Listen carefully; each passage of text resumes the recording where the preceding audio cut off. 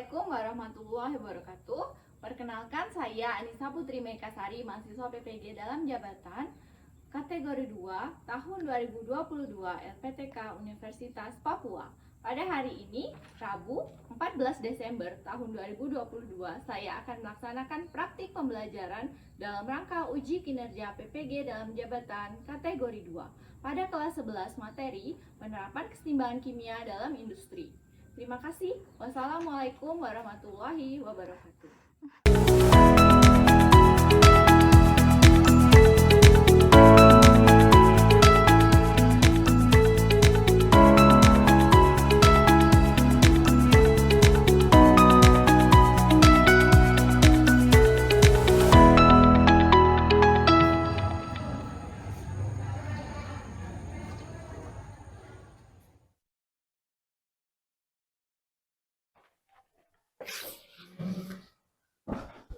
Assalamualaikum warahmatullahi wabarakatuh.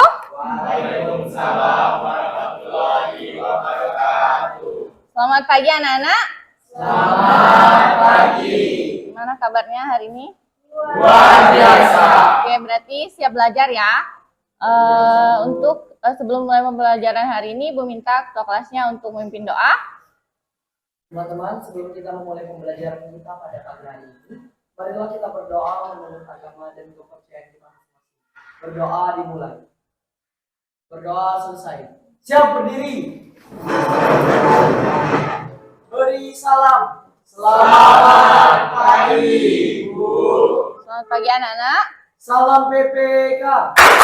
Religius, Nasionalis, mandiri, gotong royong, integritas. Ayo maju, maju, ayo maju, maju, ayo maju, maju. Garuda Pancasila. Ibu cek kebersihan hari ini. Seperti biasa ya, sangat bersih. Piketnya bertanggung jawab. Rajin piket kan semuanya? Bagus ya. Ibu cek kehadiran dulu. Adria, Agnesia, Andrean, Anissa. Oke, hadir semua ya. Oke, bagus sekali. 11 MIPA 2 selalu hadir dengan lengkap. Nah, baik. Jadi pada pembelajaran hari ini kita akan melanjutkan materi terakhir untuk bab keseimbangan kimia, yaitu penerapan keseimbangan kimia dalam industri. Nah, pada pembelajaran sebelumnya kita sudah mempelajari faktor-faktor yang mempengaruhi pergeseran keseimbangan. Apa saja faktor-faktornya? Konsentrasi, suhu, tekanan dan volume. Nah, ada 4 ya berarti faktor yang mempengaruhi pergeseran keseimbangan. Nah, perhatikan gambar ini nih. Ini gambar apa nih? Ya, gigi. Pada lapisan terluar itu terdapat, pasti kalian pernah dengar tentang email gigi kan? Nah, lihat di sini. Oke, jadi jika dalam reaksi tersebut atau dalam mulut kita pada malam hari atau pada pagi hari kita menggunakan pasta gigi yang mengandung kalsium, maka keseimbangannya akan bergeser kemana? Suatu keseimbangan ditambahkan suatu konsentrasi pada produk ataupun pada reaktan, maka konsentrasi yang pertama adalah konsentrasi yang sebaliknya atau konsentrasi yang tidak ditambahkan itu, karena dia akan mencapai keseimbangan yang baru kan. Nah, itu paham ya? Jadi penambahan konsentrasi itu paham? Oke, kita lanjutkan. Nah, ini ya peta konsep tentang pergeseran keseimbangan. Jadi pada pergeseran keseimbangan itu didasari oleh asas Le Chatelier ya. Nah, itu jadi berdasarkan asas Le Chatelier itu bahwa dalam suatu keseimbangan jika ditambahkan suatu aksi, maka keseimbangan tersebut akan melakukan suatu keseimbangan baru atau melakukan suatu mekanisme untuk mencapai keseimbangan yang baru. Nah, faktor-faktor yang mempengaruhi keseimbangan ini tadi sudah kita sebutkan dan kita pelajari sebelumnya. Ada suhu, konsentrasi, tekanan, dan volume. Oke. Nah, pergeseran keseimbangan ini diterapkan dalam industri kimia. Yaitu pada pembuatan minyak, asam sulfat, gas klorin, dan asam nitrat. Nah, ini ya tujuan pembelajaran hari ini. Jadi, peserta didik dapat menentukan tindakan-tindakan yang berhubungan dengan faktor-faktor yang mempengaruhi pergeseran keseimbangan agar mendapatkan hasil yang optimal dalam industri kimia dengan tepat, serta dapat menguraikan tindakan-tindakan tersebut. Apa tindakan yang tepat supaya dalam industri kimia didapatkanlah produk yang optimal gitu. Oke, sebelum masuk pada kegiatan selanjutnya, maka kita seperti biasa akan melakukan pretest. Nah, silakan buka gadgetnya, buka gawainya. Ya, link pretest sudah Ibu posting di grup WA. 5 menit ya, silakan dikerjakan.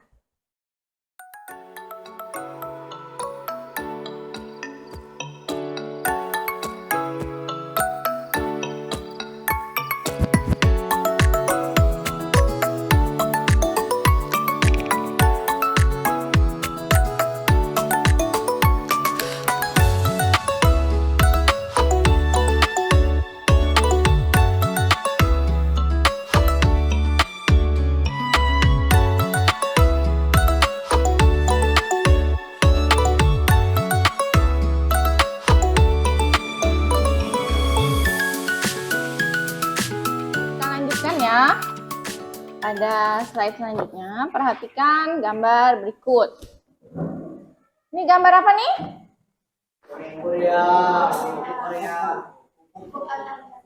Apa nih? Gambar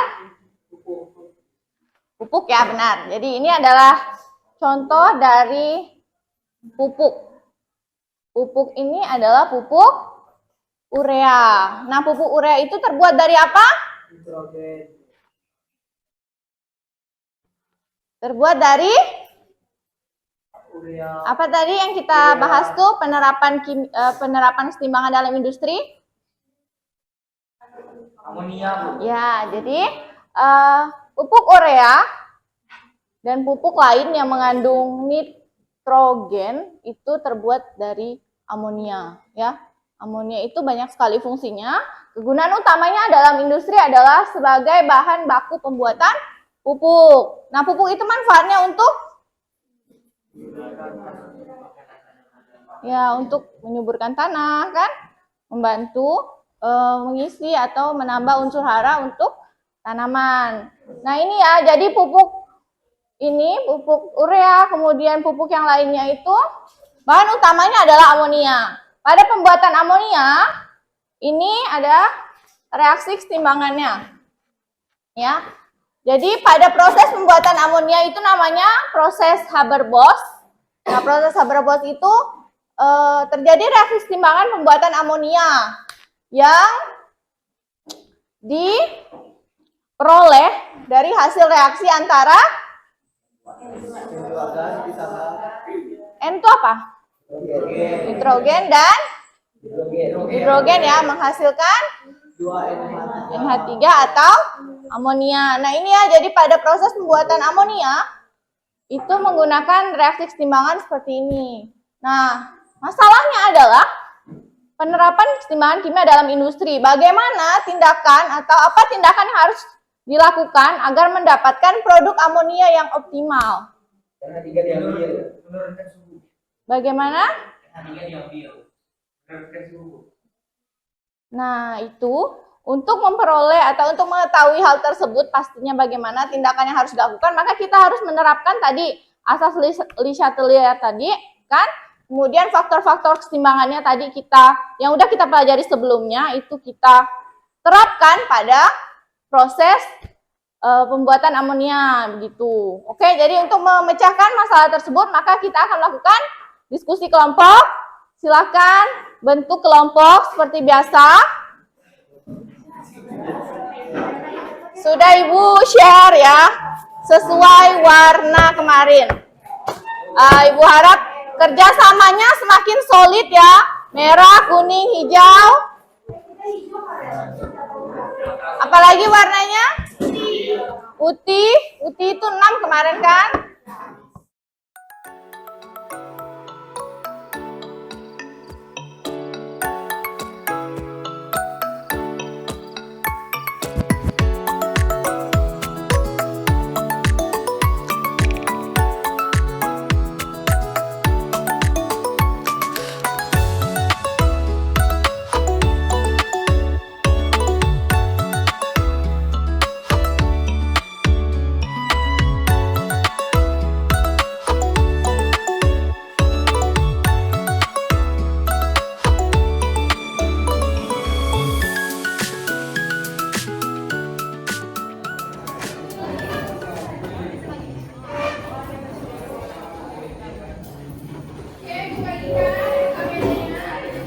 Berkelompok.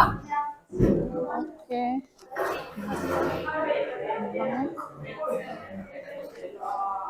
Very good.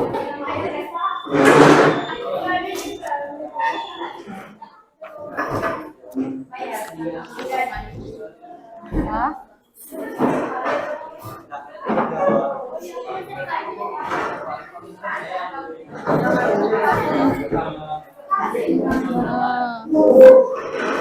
Ini agak ke sana ya Bang, biar Ibu bisa lewat. Nah ini kerjasamanya harus solid. Sama-sama. Udah dapat kelompok semua? Udah perhatikan ya. Perhatikan pengarahan dari Bu. Nah ini LKPD kita yang sudah Ibu bagikan, silakan dilihat. Jadi ini adalah penerapan keseimbangan kimia dalam industri. Nah, di sini seperti biasa ada masalah yang Ibu tampilkan, yaitu masalah pada pembuatan amonia dan pembuatan asam sulfat. Nah, ini ada pengorganisasian seperti biasa, kalian membuat pertanyaan. Kemudian ada tahap penyelidikan. Nah, penyelidikan ini silakan buka e-modul yang sudah Ibu share. Kemudian pengembangan hasil silakan dicari bagaimana tindakan yang tepat agar produk industri tersebut optimal. Ya, dengarkan Ibu anak-anak. Nah, setelah kalian melakukan penyelidikan, kemudian hasilnya sudah ditulis di pembahasan, silakan buat kesimpulan. Nah, jadi silakan dikerjakan, jika ada yang kurang jelas silakan ditanyakan. Silakan ya, dikerjakan dulu sekarang. Ditanyakan yang kurang jelas. Ya. Ya.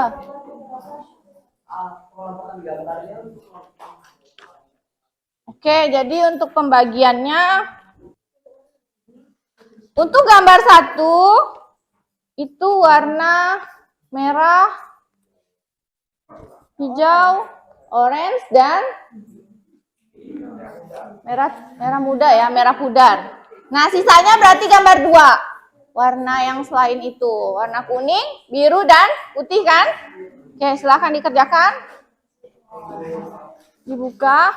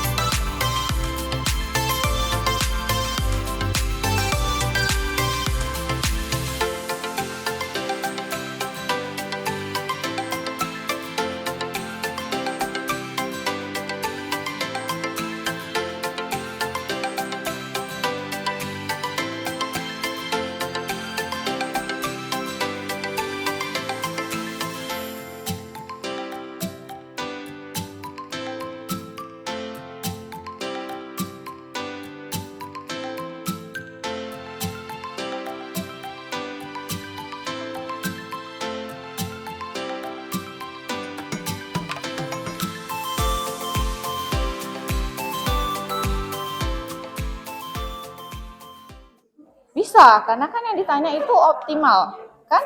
Gimana supaya hasil produknya optimal? Berarti pertanyaannya dengan tindakannya itu bisa sama, kan? Pada industri asam sulfat dan industri amonia, karena masalahnya adalah bagaimana supaya produknya optimal, kan? Berarti tindakannya itu bisa saja sama, tapi reaksi keseimbangan mereka itu berbeda. Kayak menambah tekanan atau gimana gitu kan? Ya. Tapi harus bisa menjelaskan kenapa tekanan ditambah. Karena pada saat tekanan ditambah, keseimbangan akan bergeser ke arah koefisien yang lebih kecil, yaitu pada reaksi ini adalah si produk. Nah gitu. Jadi pada pembuatan amonia dan asam sulfat, keseimbangannya harus ke kanan karena produknya harus optimal, harus banyak. Ya. Bagaimana sih supaya produknya optimal? Perlakuan yang harus dilakukan itu apa? Perlakuannya tadi kan tujuan kita harus sesuai dengan faktor-faktor yang mempengaruhi keseimbangan. Jadi faktornya tadi kan ada suhu, konsentrasi, volume, dan tekanan. Bagaimana konsentrasinya? Konsentrasi apa yang ditambah? Konsentrasi apa yang dikurang? Suhunya apakah dinaikkan atau diturunkan? Sesuai dengan sifat keseimbangan itu menggunakan reaksi ekso atau endoterm. Kemudian perhatikan koefisiennya untuk menentukan tekanan dan volumenya, apakah ditambah atau dikurangi. Yang produk lah, kan? Yang produk itu untuk menghasilkan produk reaksinya eksoterm. Kalau untuk menghasilkan pembentuknya tuh reaktannya tuh reaksinya sebaliknya si endo. Karena kan reaksi bersifat seperti itu. Tapi kalau dalam industri itu semua konsep dari faktor-faktor pergeseran keseimbangan ini dipakai supaya optimal. Karena faktor itu saling berhubungan gitu. Tapi kan itu bisa ya dipakai semua. Apa? Pertanyaan yang mana? Yang Enda disuruh buat pertanyaan. Ada? Iya, satu aja. Boleh. Bisa?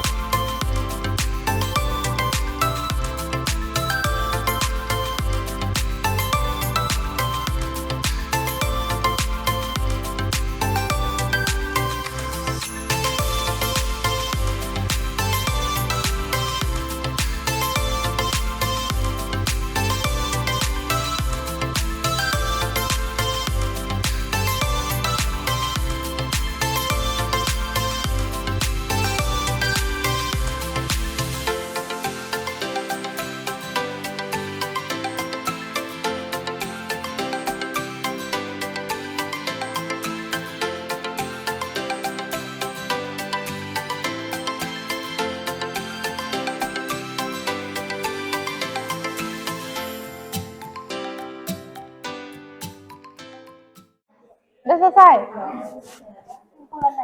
Nggak sampai aneh-aneh. Terus buka yang lain. Sudah selesai kan nih? Suhu diperkecil. Oke, tapi bisa dijelaskan kenapa suhunya harus diperkecil? Karena reaksinya bersifat Kalau negatif apa? Exo kan? Jadi kalau reaksi bersifat exo agar apa? Hasilnya mengarah ke produk, makanya suhunya harus berkecil, gitu kan? Tekanan diperbesar, maka ini tekanannya ngapa diperbesar? Biar ke arah koefisiennya kecil. Nah, betul, kayak gitu jelaskannya ya. Sip, sip, sip. Oke, jadi ada gambar 1, gambar 2, masalah 1, masalah 2. Masalah 1 itu pada pembuatan amonia, masalah 2 itu pembuatan asam sulfat. Nah, kelompok hijau akan maju ke gambar 1, kemudian kelompok biru akan maju gambar 2. Oke, silakan kelompok hijau. Kelompok hijau, silakan.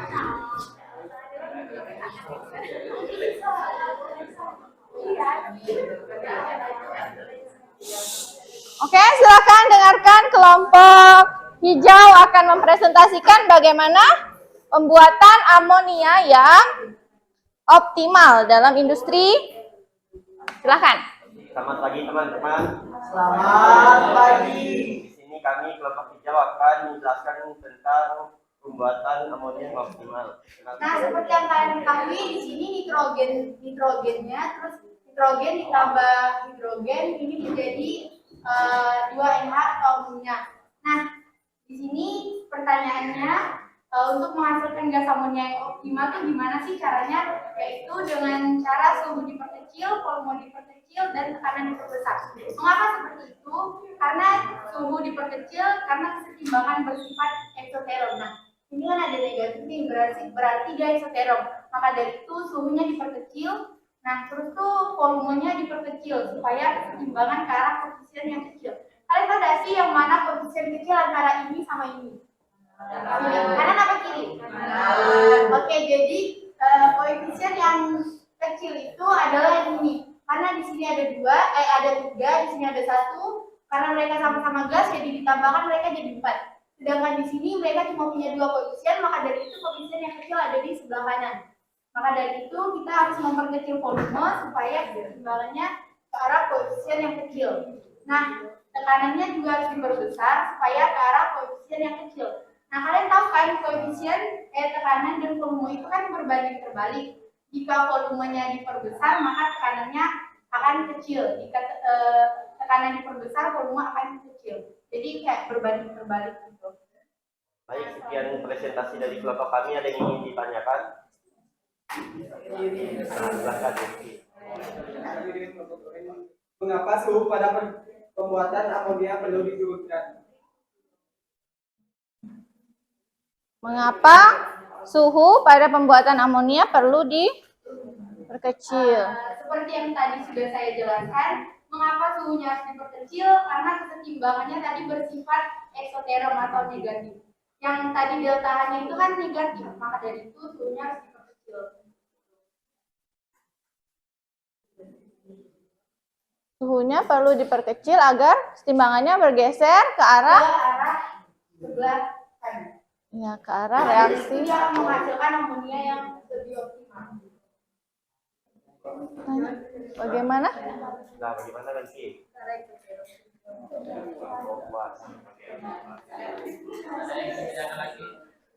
Ada lagi yang mau ditanyakan? Nah, oke, silakan ditutup. Ya, dari kelompok kami, terima kasih. Oke, tepuk tangan semuanya.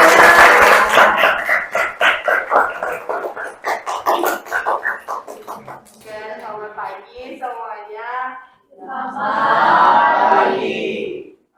Silakan kami dari kelompok biru ingin. Yang kedua adalah prinsip kesetimbangan kimia yang dipakai ada pada pembuatan gas SO3 atau nama lainnya adalah sulfur trioksida sebagai bahan dasar pembuatan asam sulfat sendiri dihasilkan dari reaksi antara belerang dioksida dan oksigen.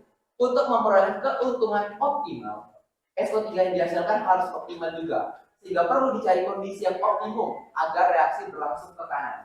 Dan bagaimana caranya? Dalam membentuk SO3 di modul halaman 4 ada 3 tahap, tetapi karena untuk menghasilkan SO3 yang optimal maka saya hanya tulis sampai tahap yang kedua saja. Ada spidol lagi enggak, Bang? Ada, Bu. Boleh. Pertama kita perlu membahas pada tahapan yang terdahulu. Tahapan yang pertama adalah sulfur dalam bentuk solid ditambah oksigen dalam bentuk gas menjadi SO2 atau nama lainnya adalah sulfur dioksida dalam bentuk gas. Yang selanjutnya adalah 2 sulfur dioksida dalam bentuk gas ditambah oksigen dalam bentuk gas menjadi 2 sulfur trioksida dalam bentuk gas dengan delta H minus 190 kJ.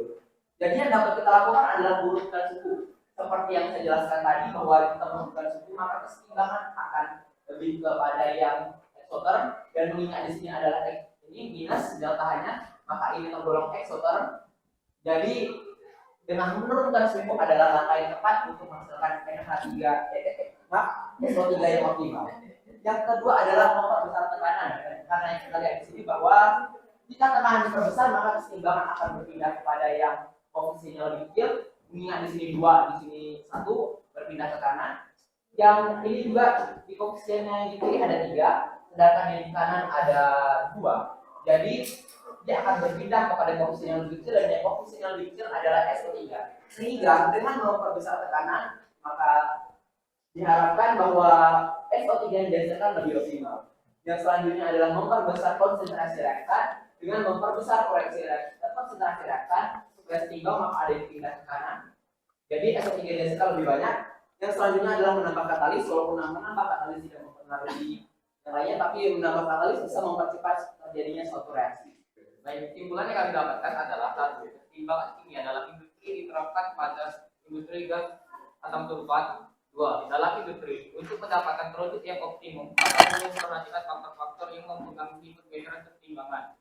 3. Pada industri gas asam sulfat, agar hasil produksi optimal, reaksi harus bergerak ke kanan. Karena itu, tekanan yang digunakan dalam proses tersebut sangat tinggi, sekitar 300 sampai 400 atm. Jika tekanan diperbesar, reaksi yang bergeser ke arah jumlah mol yang lebih kecil. Selain itu, suhu reaksi diturunkan sehingga reaksi bergeser ke kanan. Cara lainnya dengan mengambil produk yang terbentuk sehingga konsentrasi SO3 berkurang. Pengurangan konsentrasi SO3 akan menggeser keseimbangan ke arah kanan. Selain itu, untuk menghasilkan produk yang lebih optimal, pada proses pembuatan asam sulfat ditambahkan katalis. Katalis tersebut berfungsi untuk mempercepat terjadinya reaksi atau mempercepat raju reaksi. Oke, sekian presentasi yang dapat kami sampaikan pada saat ini. Apakah ada yang ingin ditanyakan? Apakah keseimbangan kimia dalam industri hanya diterapkan pada asam sulfat saja atau ada yang lain? Tentu saja tidak. Jadi karena ada itu. Tentu saja tidak, terutama yang telah dijelaskan oleh kelompok yang di kiri saya tadi bahwa mereka menggunakan keseimbangan kimia untuk membuat amonia. Jadi bukan hanya SO3 tetapi juga ada amonia dan bahkan ada yang lain juga seperti terdapat pada yang di depan tadi PPT, terdapat pada email gigi. Oke? Ya, selanjutnya. Apakah antara amonia dan asam sulfat memiliki kemiripan dalam menentukan tindakan yang dilakukan? Tentu saja ada suatu kemiripan. Kemiripan yang pertama adalah terdapat pada sifatnya itu sama-sama exotherm dengan delta H minus. Yang selanjutnya adalah perlakuan yang bisa kita berikan yang sama itu adalah dengan memperbesar tekanan dikarenakan pada kedua reaksi tersebut, yaitu pada reaksi amonia dan reaksi SO3, koefisien di kiri itu lebih besar dibandingkan koefisien yang kanan. Sehingga jika suatu tekanan diperbesar, maka akan bergeser kepada koefisien yang lebih kecil, yaitu yang kanan. Jadi sama-sama bisa digunakan, bisa sama-sama menggunakan cara dengan memperbesar tekanan. Yang selanjutnya adalah juga bisa dengan menambahkan konsentrasi yang sudah seperti saya jelaskan tadi. Untuk mempersingkat waktu tidak usah saya jelaskan. Oke, ingat tadi kata apa? Tadi kan ada faktor-faktor yang mempengaruhi terjadinya pergeseran keseimbangan itu ada kan. Salah satunya adalah pengaruh katalis. Nah, katalis apa saja sih yang bisa mempengaruhi perubahan asam sulfat supaya cepat seimbang?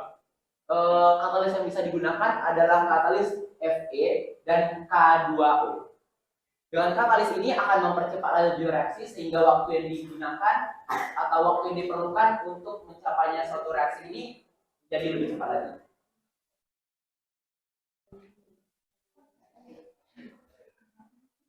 Gimana? Ya? Oke, apakah ada yang lain lagi yang perlu ditanyakan? Oke. Sekian presentasi dari kami. Apabila ada kekurangan, mohon maaf. Dan sekian, terima kasih. Oke, sangat bagus sekali ya. Presentasi dari kelompok hijau dan biru. Jadi hari ini kita Pelajari bahwa bahan kimia itu digunakan dalam industri. pembuatan apa? Amonia dan asam sulfat. Nah, bagaimana tadi supaya produk amonia dan asam sulfatnya optimal? Apa langkah pertama yang dilakukan tindakannya? Membesar konsentrasi reaktan. Ya, memperbesar konsentrasi reaktan. Nanti ya, misalnya pada NH3 nih. Kalau reaktannya ditambah, maka keseimbangan akan bergeser ke arah produk ya. Kemudian apa lagi langkahnya? Membesar tekanan. Memperbesar tekanan, karena di sini produknya itu koefisiennya atau molnya lebih kecil, maka nanti keseimbangan akan bergeser ke arah produk sesuai ya dengan yang disampaikan oleh kelompok hijau dan biru. Kemudian apa lagi? Menurunkan suhu. Berarti kalau suhu diturunkan, keseimbangan akan bergeser ke arah ekso ya. Ini reaksi antara amonia dan asam sulfat seperti yang sudah dijelaskan itu bersifat eksoterm. Kemudian apa lagi? Ya, supaya reaksi keseimbangan itu cepat tercapai, maka diperlukan katalis. Tadi katalis itu fungsinya untuk apa?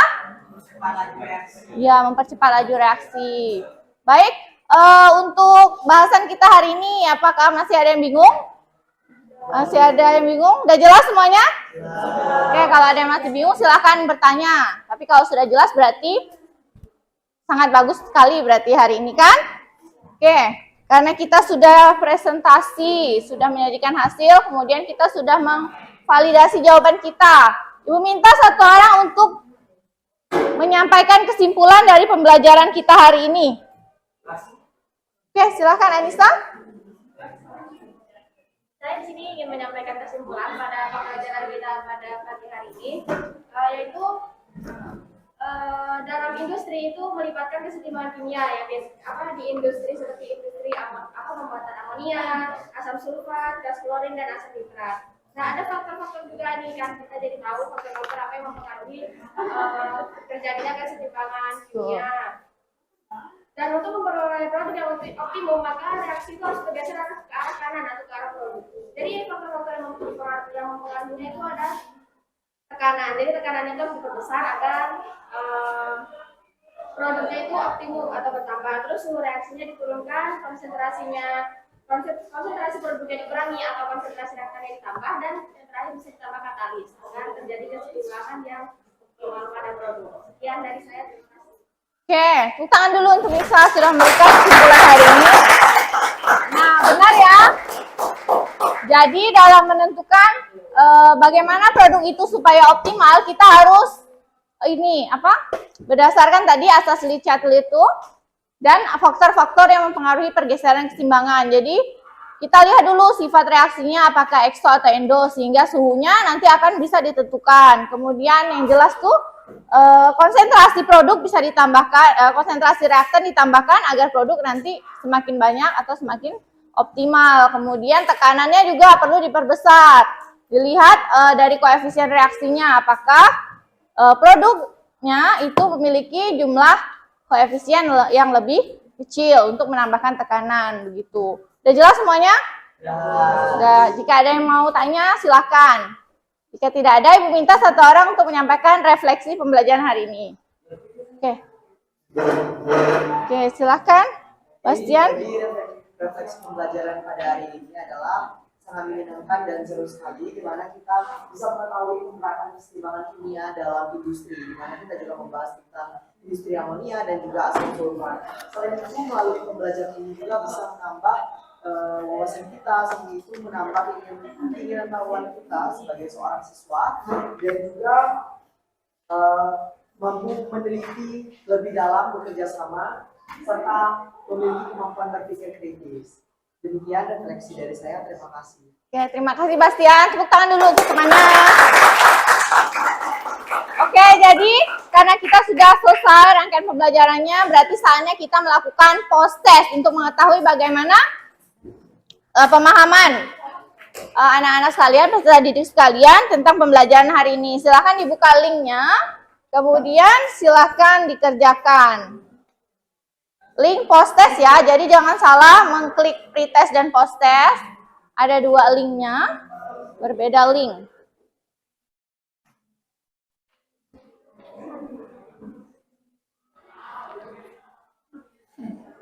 Link post test mengenai ini ya, penerapan kesetimbangan.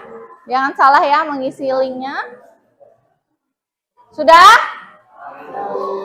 Nah, untuk pertemuan kali ini adalah pertemuan terakhir ya untuk semester ganjil kan? Karena ini bab terakhir, kemudian ini adalah subbab materi terakhir mengenai kesetimbangan kimia, yaitu penerapan kesetimbangan dalam industri. Nah, berarti untuk selanjutnya maka kalian akan melakukan kegiatan apa? Ya, evaluasi akhir semester kan, semester ganjil. Jadi belajar dalam mempersiapkan diri mengisi ujian tersebut. Jangan sampai nanti hasilnya mengecewakan kan, karena sudah belajar 1 semester nih, hasilnya juga harus memuaskan supaya terbayarkan semua kelelahan yang sudah dijalani selama ini. Nah, sebelum menutup pembelajaran hari ini, Ibu minta ketua kelasnya untuk memimpin doa. Teman-teman, sebelum kita mengakhiri pembelajaran pada hari ini, marilah kita berdoa menurut agama dan kepercayaan. Berdoa selesai. Baik, Ibu tutup pembelajaran hari ini. Ibu harap semoga pembelajaran yang kita lakukan itu bermanfaat untuk kita semua. Kalian paham dengan kimia yang sudah Ibu sampaikan. Ibu tutup. Wassalamualaikum warahmatullahi wabarakatuh. Selamat pagi anak-anak semuanya. Selamat